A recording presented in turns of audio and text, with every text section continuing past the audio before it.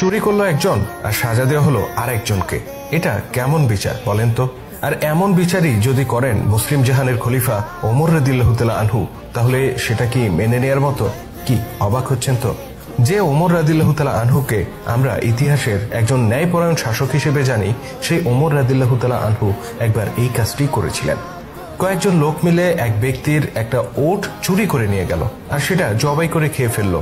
অতঃপর ওমর রাদিয়াল্লাহু তাআলা আনহুর কাছে তার নালিশ এলো।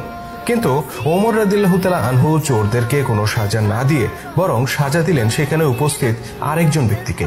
এটা কোনো কথা? হ্যাঁ ভাই, এটাই কথা। আর হলফ করে বলছি, এটা নিশ্চিতভাবে ন্যায় বিচার ছিল।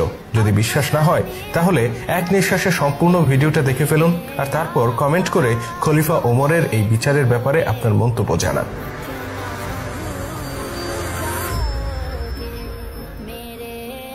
একজন ন্যায় বিচারক ও উত্তম শাসক হিসেবে ইসলামের দ্বিতীয় খলিফা হযরত ওমর রাদিয়াল্লাহু তাআলা আনহুর পরিচিতি সারা দুনিয়ায়।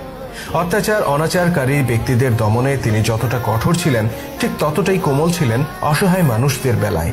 কেউ যখন অপরাধ করত তখন জাতপাত, ধনী গরিব, মুসলিম অমুসলিম নির্বিশেষে তিনি তাকে শাস্তি দিতেন। তার নিজের ছেলের বিরুদ্ধে একবার একটি গুরুতর অভিযোগ ওঠে এবং সেটা প্রমাণিত হয়। তিনি তাকে 100 বেত্রাঘাত দেওয়ার শাস্তি দিয়েছিলেন। বেচারা 80টি বেত্রাঘাত খাওয়ার পরেই মারা যায়। কিন্তু ওমর রাদিয়াল্লাহু তাআলা আনহু তবু শান্ত হননি। তিনি পুত্রের কবরের উপর বাকি 20টা বেত্রাঘাত করেছিলেন। এটা কোনো বানোয়াট গল্প নয়, বরং ইতিহাসের নির্জলা সত্য ঘটনা। আর এই ঘটনা থেকে উপলব্ধি করা যায় একজন শাসক হিসেবে হযরত ওমর রাদিয়াল্লাহু তাআলা আনহু কতটা ন্যায়পরায়ণ ছিলেন। এবার চলুন আসল ঘটনায় যাওয়া যাক। ওমর রাদিয়াল্লাহু তাআলা আনহুর শাসনামলে মদিনায় হাতিব ইবনে বালতাহ নামে একজন ধনাঢ্য ব্যক্তি ছিল। তিনি ছিলেন বহু অর্থ সম্পদের মালিক, আর এসব সহায় সম্পত্তি দেখাশোনা করার জন্য তার ছিল বেশ কয়েকজন ভৃত্য বা গোলাম। এই গোলামদেরকে তিনি নিজের ইচ্ছা মতো খাটাতেন আর বিনিময়ে তাদের ভরণ পোষণ করতেন। তো একদিন এক ব্যক্তি এসে খলিফার কাছে অভিযোগ করে বলে, ধনাঢ্য ব্যক্তি হাতিবের 3 জন ভৃত্য মিলে তার একটি ওট চুরি করে নিয়ে গেছে। হাতিব সেখানে উপস্থিত ছিলেন। তিনিও অভিযোগের সত্যতা স্বীকার করেন। ঘটনা শুনে খলিফা ওমর রাদিয়াল্লাহু তাআলা আনহু তো ভীষণ চটে গেলেন। যেখানে শরিয়া আইনে চুরির শাস্তি হাত কেটে দেয়া, সেখানে এত কঠিন আইনের কথা জেনেও তারা চুরি করতে পারল। তাও যেন তেন বস্তু নয়, একেবারে আস্ত একটা ওট গায়েব করে দিয়েছে। তিনি তৎক্ষণাৎ অভিযুক্ত ব্যক্তিদেরকে ডেকে পাঠালেন। অভিযুক্তরা যখন খলিফার দরবারে এলেন, ভয়ে আতঙ্কে তাদের আত্মা খাঁচা ছেড়ে যাওয়ার মতো অবস্থা। তারা জানতো খলিফা ওমর রাদিয়াল্লাহু তাআলা আনহু ন্যায় বিচারের ব্যাপারে কাউকে এতটুকু ছাড় দেন না। তিনি যখন জিজ্ঞেস করলেন, তোমরা কি সত্যি চুরি করেছ? তখন তারা মিথ্যা কথা বলার সাহস পেল না, বরং ঢোক গিলতে গিলতে বলল, হ্যাঁ আমিরুল মুমিনিন, আমরা সত্যি চুরি করেছি।